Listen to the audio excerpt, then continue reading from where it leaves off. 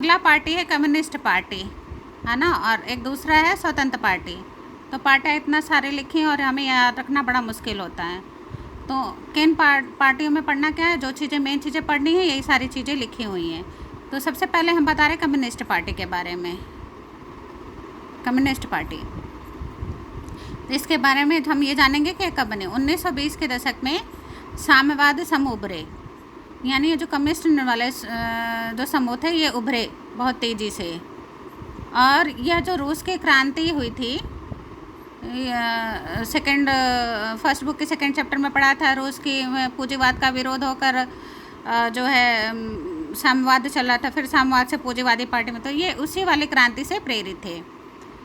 तो ये रूस की क्रांति से प्रभावित थे। फिर 1935 तक कांग्रेस में रहे और 1941 में अलग हो गए इनकी, और इन्होंने अपनी अलग राजनीतिक पार्टी बनाई। अब ये है, हमें ये याद रखना कि पार्टी का नाम, और दूसरी चीज़ ये है कि हमें ये चीज़ पता चल, विचारधारा भी ज़रूर बतानी चाहिए। तो सबसे पहले हम ये जानना चाहते हैं इनकी विचारधारा क्या थी। 1947 में ये कहते हैं कि जो हमें आज़ादी मिली, आज़ादी नहीं थी। उन्होंने बताते कि इसमें कुछ कमियां थी। इन्होंने क्या करा, इन्होंने हिंसक राजनीति को अपनाया था, यानी लड़ाई झगड़े, खून खराबा, ऐसी चीज़ों को इन्होंने अपने राजनीति में शामिल किया। तेलंगाना में क्या किया इन्होंने, हिंसक विद्रोह बढ़ाया, इन्होंने किसानों को भड़काया। तो ऐसा हुआ, हमारी सेना से इन कम्युनिस्टों से लड़ाई होनी शुरू हो गई। हमारी सेना से कम्युनिस्टों का संघर्ष चला। बाद में हिंसक राजनीति इन्होंने छोड़ दी। फिर क्या हुआ, छोड़ दिया। उसके बाद समर्थन प्राप्त करने के लिए इन्होंने फिर चुनाव लड़ा, और इनको खास समर्थन नहीं मिला। फिर भी समर्थन में आंध्र प्रदेश, केरल, बिहार और पश्चिम बंगाल, ये 4 राज्यों से इनको समर्थन मिला। इनको आंध्र प्रदेश में समर्थन मिला, केरल में मिला, बिहार में मिला, पश्चिम बंगाल में, इन 4 राज्यों से इनको समर्थन मिला। एक चीज़ मेन इम्पॉर्टेंट चीज़ें हैं इस पार्टी में, क्या था, क्या हो गया था, टूट गई थी ये पार्टी। जब टूटी थी तो 1964 में टूटी थी। तो इस और इन नामों से बनी, तो ये 2 रूप में, यानी एक CPI, communist party of India, और ये सोवियत संघ से प्रभावित थे, और ये सोवियत संघ को बहुत अच्छा मानते थे, और सोवियत संघ की बहुत तारीफ। और दूसरा क्या था, यानी CPI, ये इसमें अंतर क्या है, इसमें जो ब्रैकेट में M लिखा है इसका मतलब था मार्क्सवादी, कि वो लोग थे जो सोवियत संघ को अच्छा नहीं मानते थे और खुश नहीं थे। तो उन्होंने ये 2 पार्टियां बनी इसमें से। अब इसके जो प्रमुख नेता थे उनको हाईलाइट करके दिखाया जा रहा है तुम सामने। S.A. Dange, E.M.S. नंबूरीवाल, P.C. Joshi, Ajay Ghosh, P. Sundariya, ये 3, 4, 5 नेता हैं, ये पार्टी के मेन नेता थे। ये तरीका बताया था कि पार्टी कैसे याद रखना है। ठीक है बच्चों, तो ये स्वतंत्र पार्टी क्या क्या है। अब हम आते हैं स्वतंत्र पार्टी पे। इनकी स्थापना कब हुई, स्थापना 1959 में। संस्थापक थे C. राजागोपालाचारी, ये हमारे देश के स्वतंत्र भारत के प्रथम गवर्नर जनरल थे, और पढ़ भी सकते हो, ठीक है, बुक में भी लिखा हुआ है।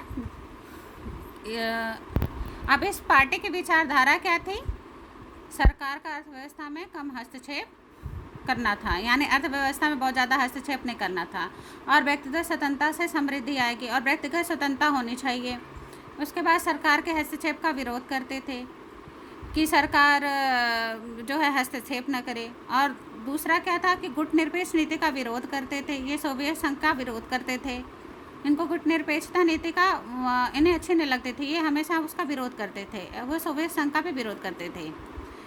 अमेरिकी से दोस्ती के पक्षधर थे, ये कहते थे कि इनको अमेरिका से दोस्ती रखनी चाहिए, और ये अमेरिका के पक्षधर थे। तो ये सरकार जो कोई भूमि सुधार कानून बनाती थी तो इसके खिलाफ हो जाते थे। जमींदार राजे महाराजे ज़्यादा आकर्षित हुए, क्योंकि इस पार्टी से ये लोग ज़्यादा अट्रैक्ट हुए, क्योंकि उन्हें लगता था कि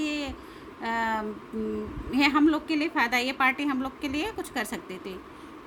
तो इसके मुख्य नेता कौन थे, हाँ, और हर पार्टी के नेताओं के नाम याद होने चाहिए। सी राजागोपालाचारी, के.एम. मुंशी, एन.जी. रंगा, मीनू मसानी। तो ये 4 आपके। इसके बाद इसी बुक में एक और अच्छा सा टॉपिक है इसी चैप्टर में। तो आप देख रहे होंगे बुक अपने एनसीईआरटी के बुक में कांग्रेस के प्रभुत्व की प्रकृति। तो इसमें क्या है, इस टॉपिक को इसलिए लिया गया क्योंकि ये रह जाता है ना, अगर ये नहीं बताया जाता तो शायद अच्छे से समझ में नहीं आता कि प्रभुत्व का मतलब क्या है। तो इसलिए ये बुक से कुछ चीज़ें ली गई हैं।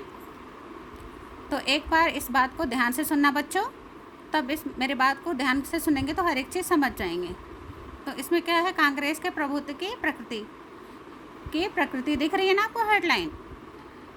यानी जो कांग्रेस थी हमारे देश की पार्टी, पुराने समय में जो है कांग्रेस का चिन्ह ये 2 बैलों की जोड़ी होती थी, जैसे आज के समय में हाथ का पंजा है। तो ऐसे उस टाइम में क्या होता था कि 2 बैलों की जोड़ी होती थी।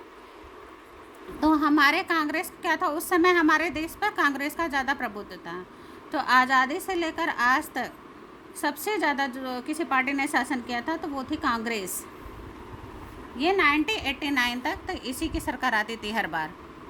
और 1989 के बाद क्या हुआ, गठबंधन का रूप शुरू हुआ। दिक्कत तो आई उसके बाद, लेकिन अपने गठबंधन से ये सरकार बना लेते थे। तो हमारे देश में क्या है, कांग्रेस पार्टी का प्रभुत्व था। तो ऐसे दुनिया के विभिन्न देशों में एक ही पार्टी का प्रभुत्व था, लेकिन हमारे देश में एक ही पार्टी का प्रभुत्व था। तो ये और दुनिया से हमारे देश में सबसे अलग है। तो भारत एकमात्र ऐसा देश नहीं जो एक पार्टी के प्रभुत्व के दौर से गुजरा हो। अगर हम दुनिया के बाकी मुल्कों पर नज़र दौड़ाएं तो हमें एक पार्टी के प्रभुत्व के बहुत से उदाहरण मिलेंगे। तो आगे देखते कैसे। तो बहुत से तुमको उदाहरण मिलेंगे। बाकी मुल्कों में एक पार्टी के प्रभुत्व और भारत में एक पार्टी के प्रभुत्व के बीच एक बड़ा भारी फर्क है। जो वहाँ पे एक प्रभुत्व की जो पार्टी है वो वहाँ पर अलग थी और यहाँ पर अलग थी। कुछ देश जैसे मसलन चीन, क्यूबा और सीरिया के संविधान में सिर्फ एक ही पार्टी को देश के शासन की अनुमति दी गई थी। उनके संविधान में एक ही पार्टी की अनुमति दी गई थी। लेकिन अब अलग कैसे हो गया हमारे देश के संविधान में। तो हमारे संविधान में एक देश की पार्टी को शासन करने की अनुमति नहीं थी, क्योंकि हमारे देश में बहुदलीय पार्टी की विशेषता थी कि बहुत सारे दल हमारे देश में हैं, हमें दिखाई देता। तो हमारे संविधान में अलग शासन व्यवस्था